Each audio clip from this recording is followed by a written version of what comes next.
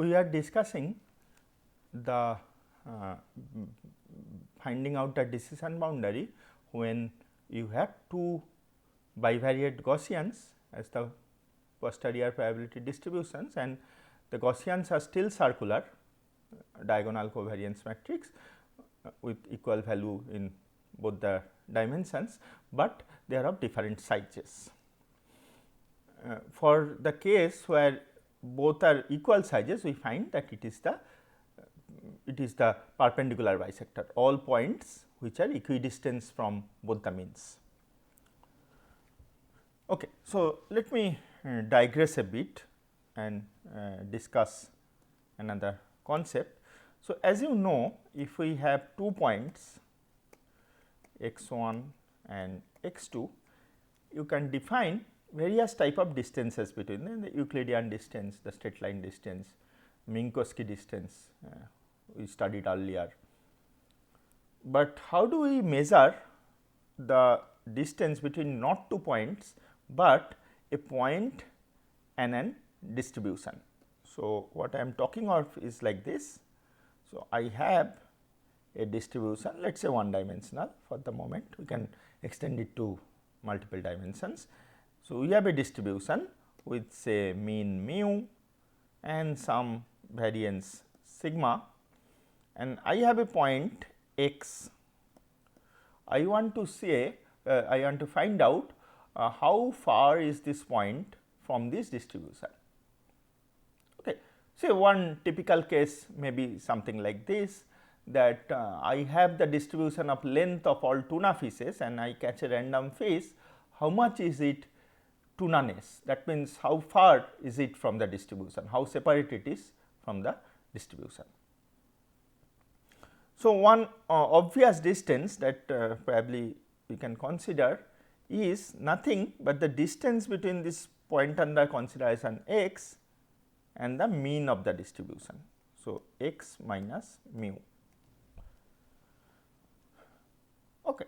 So, that is my distance, how far it is from the mean value. So, in the case of tuna, suppose the mean tuna length is 2 feet or 3 feet, and suppose a fish is another fish is 4 feet. So, it is 4 minus 3, 1 feet is the distance. Okay. But there is one problem. Suppose the length of tuna are distributed like this, whereas maybe the length of another fish, another species of fish is distributed like this. So, let me draw a better picture. So, this is one distribution, mean at mu, divergence sigma 1, and this is my x, and this is x minus mu. X stays in the same place, mu stays in the same place, but instead I have a distribution which is more spread apart. In other words, it has a sigma 2 which is greater than sigma 1. I have another distribution with more divergence than this one. So, this has more sigma 2 than sigma 1. Since the mean is unchanged, if we consider the earlier distance, normal distance, the distance would still be the same. But intuitively, this x is closer to this sigma 2 distribution than the sigma 1 distribution. Okay. So, maybe I mean the argument is like this, maybe all tuna fish they have an average length of 3 and the maximum variation in their length is say 2.5 to 3.5. So, a 4 feet fish is less likely to be a tuna, whereas maybe another fish whose mean is still 3 feet, but length varies from say 1 feet to 4 feet, more divergence. In that case, x is 4 feet fish is closer to that distribution. So, how do we take into account this? Instead of x minus mu, what I do is I normalize it, instead of x minus mu as my distance, I normalize it by the spread of the dispersion of the distribution. Okay. So, now you see this both, though x minus mu is same for both these cases, the one with a higher dispersion will have a closer distance, smaller distance. Okay. So, this concept, this new distance d is defined as the Mahalan-Weiss distance. For a multivariate case, where instead of a sigma you have a covariance matrix, it generalizes to this definition. So, if we do not have this sigma, it is just the Euclidean distance. If you put the sigma in between, you have the Mahalan-Weiss distance, sigma inverse in between. Okay. So, this is one type of distance between a point and a distribution. There are other Bhattacharya and other coefficients which can be used. In fact, one can generalize it further, which we will use later in our course, is that you can define a distance between not just a point and a distribution, but between two distributions. Okay. So, that would be called a Kullback-Leibler divergence. Other measures are also there. So, let us not discuss it for the moment. Alright. So, Mahalan-Weiss distance, what do we do with this? We show that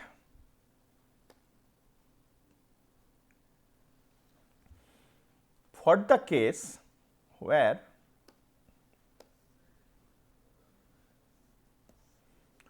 we have two circles, one large and one small, the optimal base decision boundary is not the perpendicular distance, which is Euclidean distance from both the centers, but it is all the points which are Mahalan-Weiss distance.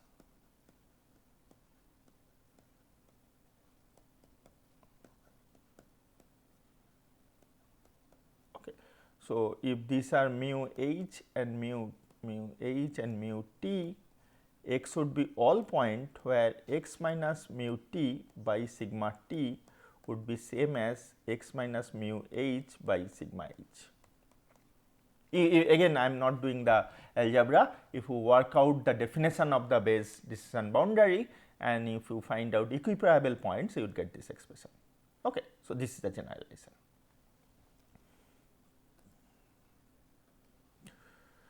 For more general cases where we have ellipses and tilted ellipses maybe, then the optimal boundary is no longer a straight line, but takes a quadratic surface.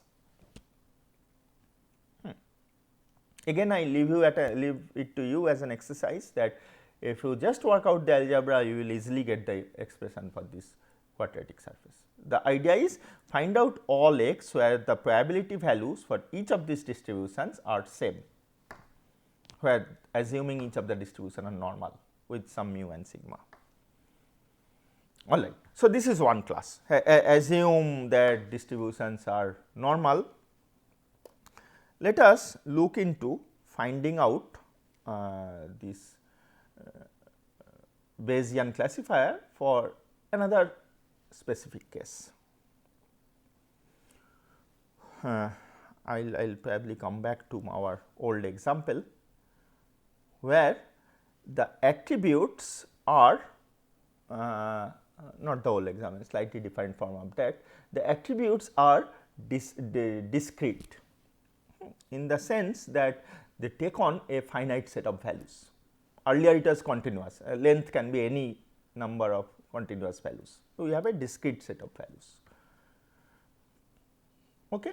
And it will be clear to you that in such a case, if you have a training set, I will explain it with this particular table as the training set, it is easy to find out what the Bayes classifier is. So, let us look at this example. So, this is my training set. So, I have some species which is in the first column. So, each of these are my training instances. So, I have a human, a python, a salmon, a whale, a frog and so on, okay, up to an eagle. So, I have all this and they belong to one of the two classes, either they are mammals or non-mammals.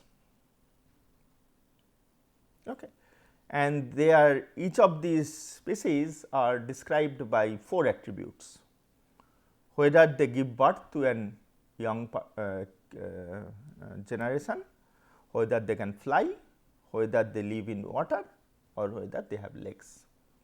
So, each of these are discrete values. So, this has yes or no, this is yes or no, this is yes, no or sometimes, which is the amphibian case, and legs is also yes or no. Okay. And I would use the base classifier to classify a new species which I know gives birth, cannot fly, lives in water, does not have legs. What is the class, mammal or non-mammal? Okay. So, how would I go about this? First, you answer me, let us do the easiest thing first. What is the prior probabilities of mammal, and mammal is m, non-mammal is n. So, easy to find. P m mammal is, you just count how many of these training instances are mammal, the bias in the training set. So, 1 and 2 and 3 and 4 and 5 and 6 and 7. So, it is 7 out of 1, 2, 3, 4, 5, 6, 7, 8, 9, 10, 11, 12, 13, 14, 15, 16, 18, 19, 20 out of 10. I may be wrong, I may make counting mistakes, but the way I am doing is I am counting how many mammals are there in the training set divided by total number of examples in the training set. So, similarly, non-mammal would be 13 by 20.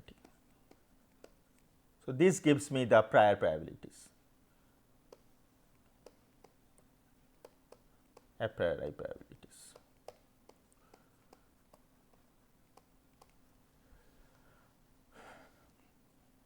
Okay. So, now the next thing we want to find is the class conditional. That means,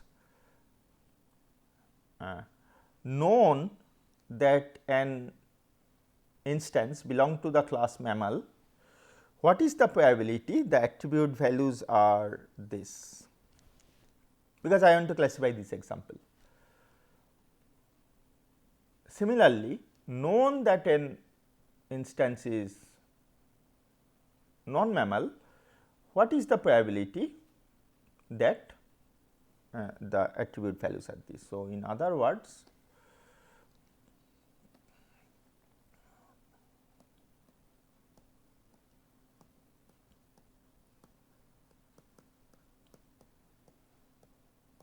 I write down the priors here.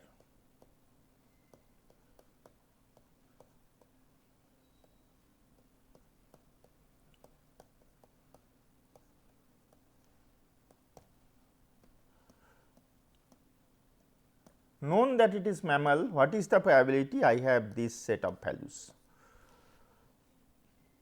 Let us see. So, pick up the mammals, there are 7 of them, 1, 2, 3, 4, 5, 6 and 7.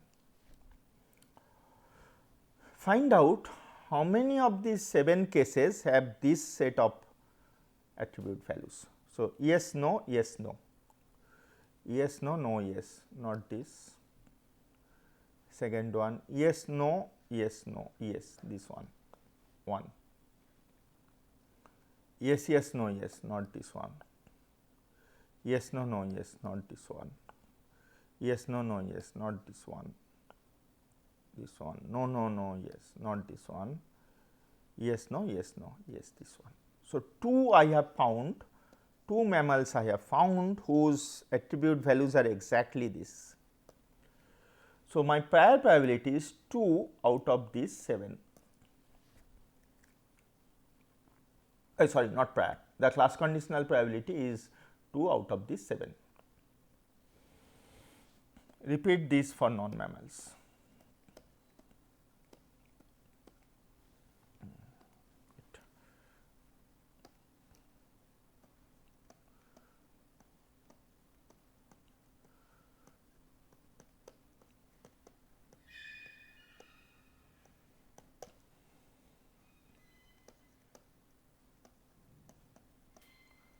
Let me take the non-mammals 1 and 2 and 3 and 4 and 5 and 6 and 7 and 8, 11, 12, 13.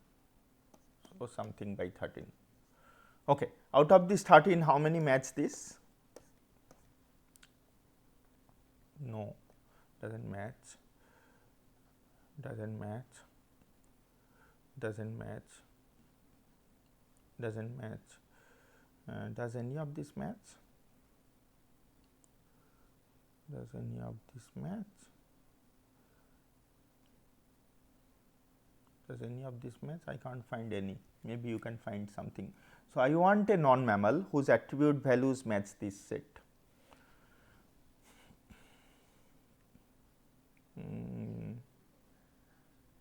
Does it match? Just check out if it matches. Yes, no, yes, no. No, I do not see any. So, it is 0. Okay. So, if I summarize what I had got P m to be 7 by 13 and P n, sorry, it is not 7 by 13, making all sorts of mistakes today. 7 by 20 and P n is 13 by 20 and P a, let me write a as yes, no, yes, no, yes, no, yes, no, yes, no, given it is mammal is 2 upon 7 and probability that the attribute values is yes, no, given it is non-mammal is 0 upon 13. Okay. So, you just multiply these two quantities to get the posterior. So, one side I get probability mammal given yes, no,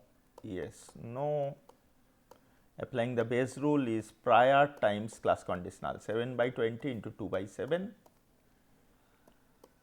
probability non-mammal is 13 by 20 into 0, which is 0. Okay. So, one side I have 7 by 20 into 2 by 7, which is 1/10.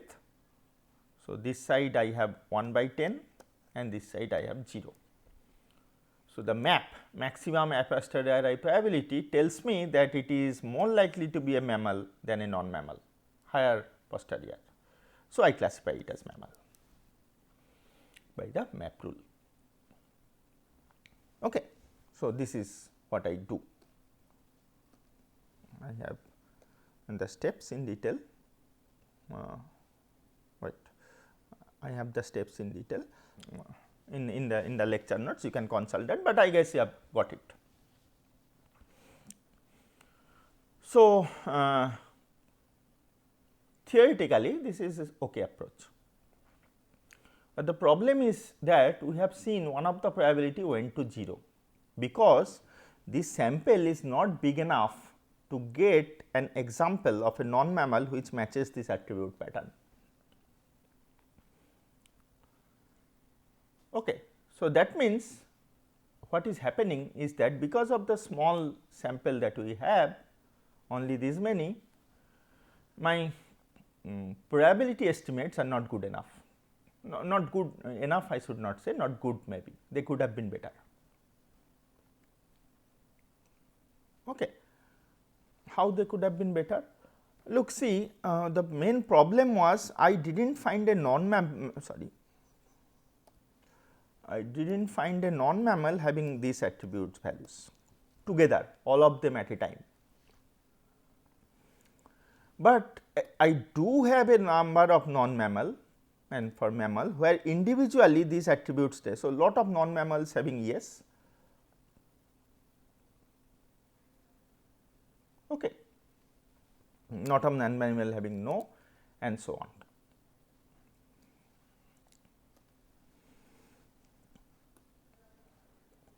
And can I do that, use that information? So, that is used in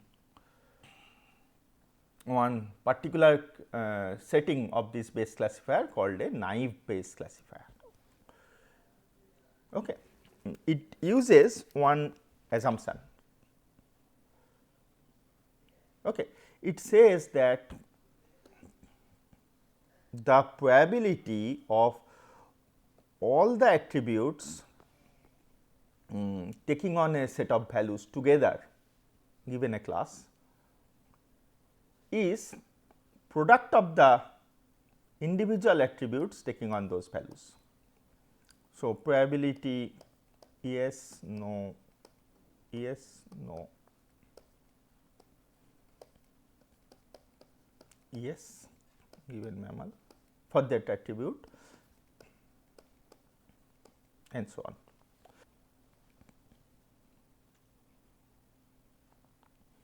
This is true when we have something called that A1, A2, these attributes are independent.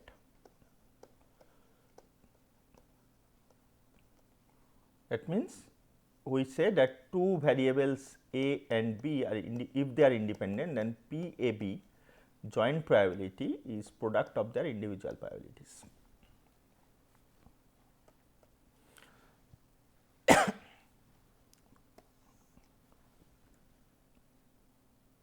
Okay. So, that is what I use. This is an assumption called the independence assumption. If I make this assumption, then life becomes easy.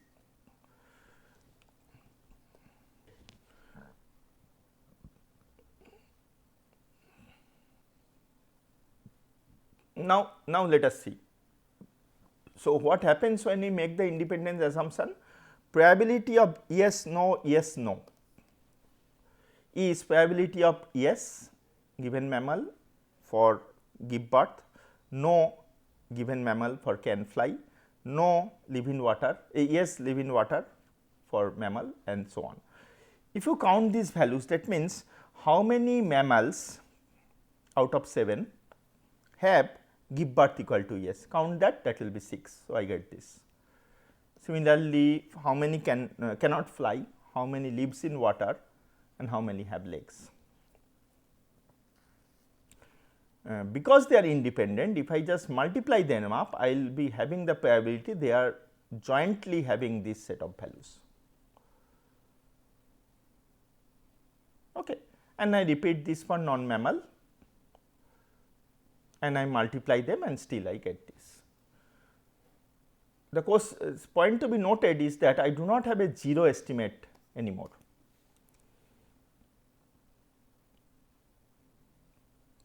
Okay. It is easier. I have with the same amount of training data, I can get a better estimate provided this assumption is correct.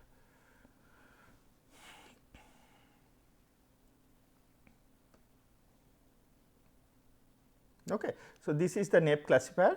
Sometimes one additional thing is done in Naive classifier is that if some of the probabilities still go to be 0, I do something called a smoothing.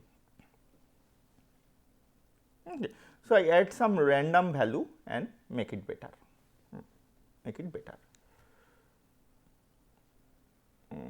So, that will help me. Okay. So, I think this is clear how to calculate the Naive Bayes. If you, I will give you some exercises which if you do, it will become even more clear.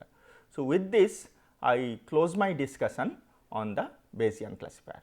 We will go into the next topic in my next lecture. Thank you.